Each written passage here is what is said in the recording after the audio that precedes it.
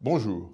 Le rebond de la croissance a été modeste au troisième trimestre, plus 0,2% après une contraction de moins 0,1% au deuxième trimestre. Quand on regarde le profil de l'économie française, on perçoit une rupture depuis le début du printemps, une croissance qui est beaucoup plus lente. Et quand on regarde l'ensemble de l'année, la trajectoire de l'économie française devrait permettre une croissance de l'ordre de 1,2% pour l'ensemble de l'année 2016. C'est bien plus faible que le 1,5% qui était prévu par le gouvernement. Quand on regarde le détail, la raison de cette rupture vient de la demande intérieure privée, de la consommation des ménages et de l'investissement des entreprises. Depuis 2 trimestres, la consommation des ménages ne progresse pas. Depuis 2 trimestres, l'investissement des entreprises se replie.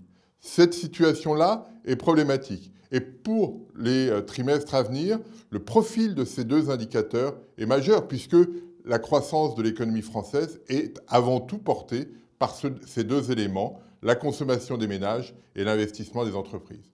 Sur la consommation des ménages, ce qu'on observe, c'est une accélération modérée, certes, mais une accélération de l'inflation. Ce qui fait que les ménages vont être plus prudents dans leur comportement. Et on ne peut pas, dans ces conditions, imaginer qu'ils se mettent à consommer de façon très vive au cours des prochains mois.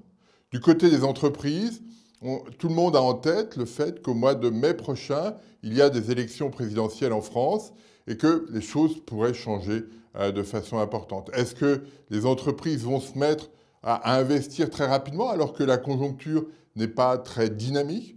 Probablement pas. Donc on doit s'attendre à ce qu'au cours des prochains mois, la croissance française reste plutôt modeste. Alors, les deux facteurs qui ont joué au deuxième et au troisième trimestre, c'est parfois un commerce extérieur qui a été positif. Ça a été le cas au troisième trimestre. Il était négatif au premier. On a des effets inverses via les stocks.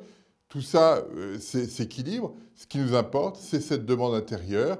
Et cette demande intérieure privée, pour l'instant, n'est pas suffisamment robuste pour imaginer que la croissance puisse s'accélérer. Et le doute que l'on a aujourd'hui est que le 1,2% de croissance qu'on a eu en 2015, qu'on a eu en 2016, soit finalement le pic du cycle en France. Et ça, c'est très insuffisant et c'est en cela que c'est préoccupant. Je vous remercie.